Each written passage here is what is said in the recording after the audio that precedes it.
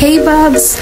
Mini vlog number 1 that nobody asked for. So ito na nga ang aking first mini vlog for the year 2025 and I know it's a little too late but yeah, I'm finally sharing it with you. So yun nga, nag-decide kami ni Emma na bumalik sa Naik and then pumunta kami sa People's Park. Nag-late lunch talaga kami sa bahay niyan para hindi na kami kailangan kumain din doon sa bandang Tagaytay since hindi naman namin balak talaga umalis at all.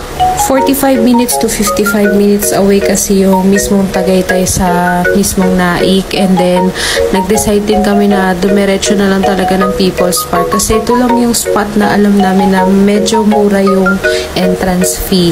Actually, nagulat nga kami na 50 pesos na per head and then 40 pesos naman yung parking fee para sa mga motor. Pero okay lang din kasi hindi naman kami totally nagtagal.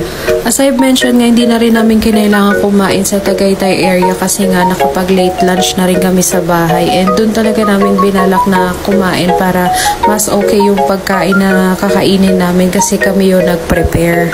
And syempre para mas tipid talaga siya kasi yung budgeted lang na gusto naming pagkain yung talagang binili namin that day.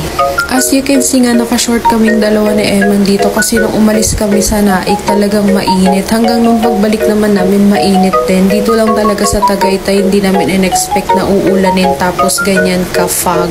So less than an hour lang kami nagstay dito sa People's Park and nagtatawanan na kaming dalawa niya ni Eman kasi sobrang nanginginig na rin siya sa lamig talaga. Ito kasi yung first time namin na pumunta kami ng People's Park na talagang naka-short lang kasi nga hindi namin in-expect dahil since malapit lang naman siya.